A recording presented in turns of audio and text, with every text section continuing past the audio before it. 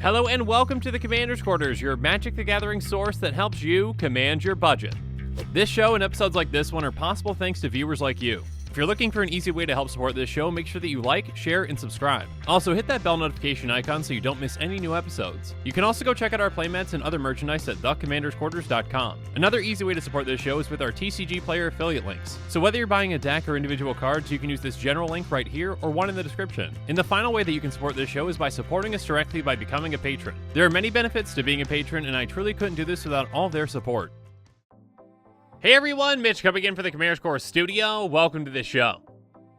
So today's episode is called Hey Wizards, I Fixed Mono White Again. Now that title might be somewhat confusing if you haven't seen my episode from a little while back that was called Hey Wizards, I Fixed Mono White. Mono White is considered by many Commander players to be the weakest color identity in Commander by far. In Commander, two of the most powerful things that you can do are ramp and draw cards. And Mono White is the weakest color at both of those things. So in that first episode where I fixed Mono White, I tackled the ramp issue. So today, I'm going to be tackling the card draw issue, or more specifically, the card advantage issue.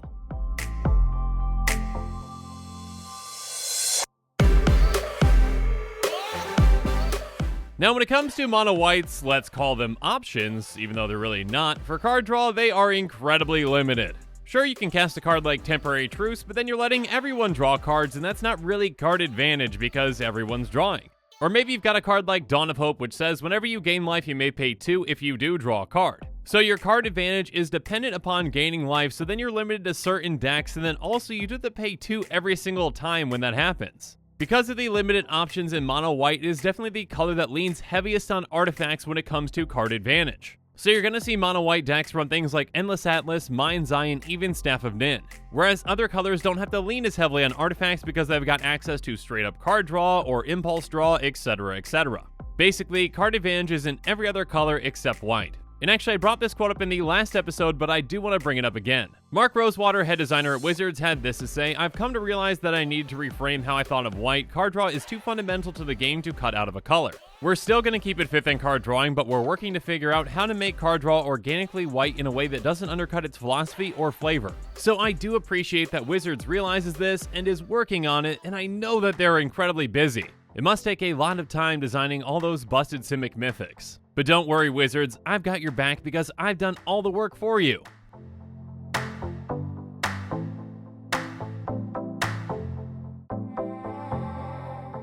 So a quick disclaimer before we jump into my custom cards. Obviously, I am not a professional card designer, so I might mess a thing up here or there, but you'll get the gist. With all that said, let's jump into my card advantage solutions for Mono White.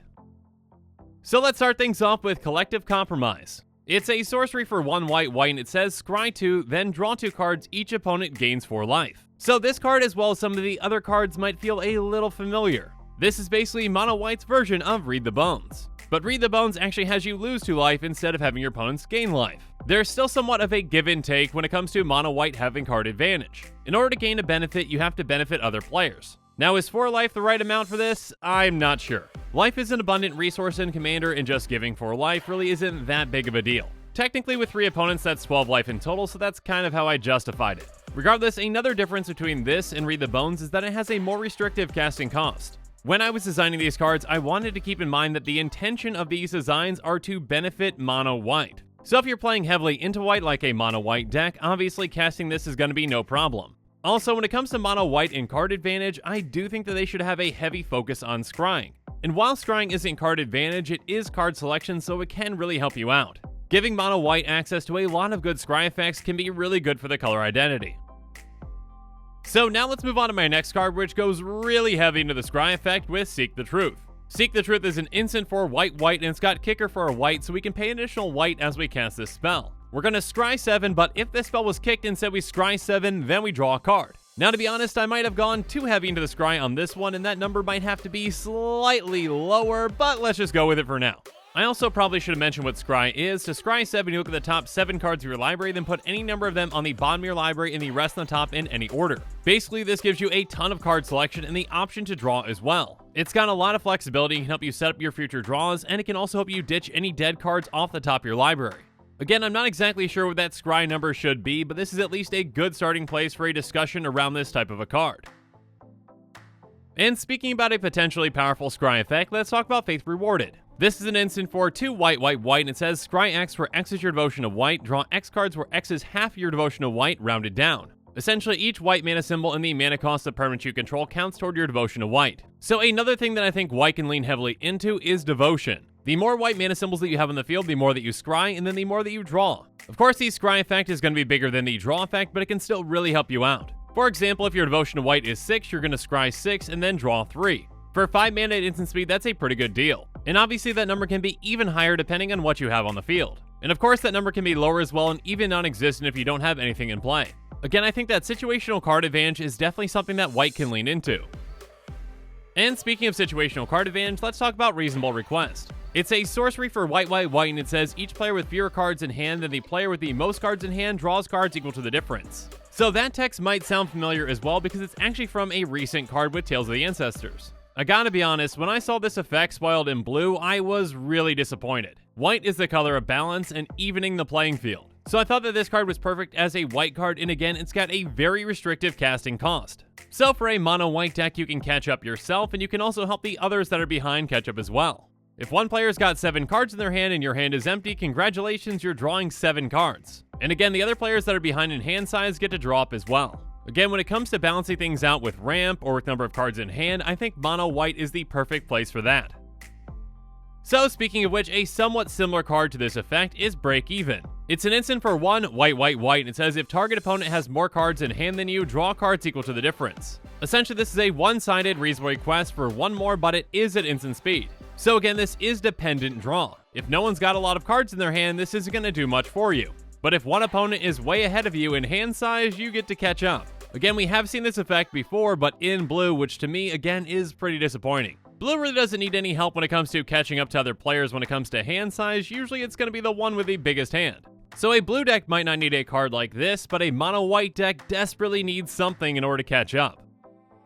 Next up, let's talk about Friend or Foe, and the name as well as what the card does might sound really familiar. It's an instant for 1 white, white, white. It says choose an opponent. That player reveals the top 5 cards of their library. You separate those cards into 2 piles. That player puts 1 pile into their hand and the other into their graveyard. Then you reveal the top 5 cards of your library. That player separates those cards into 2 piles, put 1 pile into your hand and the other into your graveyard. So essentially this is a double Factor Fiction, or more so a Factor Fiction but for 2 players. Your opponent's side of the Factor Fiction goes first. They reveal 5 cards, you make 2 piles out of those cards, and then they get one of those piles. So this card can allow you to wheel and deal in a way. Maybe you give that opponent one really good pile in the hopes that they give you some good options as well. Because after they make their selection, then you get your Factor Fiction. This card gives card advantage to 2 players, so it's not one-sided, and you can use it politically to great effect. But now let's move on to an enchantment that can help you out with some repeated card advantage with United Effort. It costs white, white, white, and it says at the beginning of your end step, draw a card if all opponents have more cards in their hands than you, otherwise you scry 1. So to actually draw that card, you have to have the least amount of cards at the table. If you're tied with or have more than one other player, then you're not getting it. But if you do whiff on that, you still get some benefit because you get to scry 1. So you're not entirely whiffing, and it does provide you card advantage when you need it. So conditional card advantage with guaranteed card selection at the very least I think can be very beneficial to mono white. And again, engines that produce card advantage are very much needed in mono white decks, because at this point there really aren't many options when it comes to engines. Now the final card that I want to go over today is actually a land, and actually a very simple one with Holy Grounds. Holy Grounds enters the battlefield tapped unless you control a plains. When it enters the battlefield, you get to scry 1, and then you can tap it to add a white. So essentially this is a scry land that can come into play untapped as long as you've got a plains.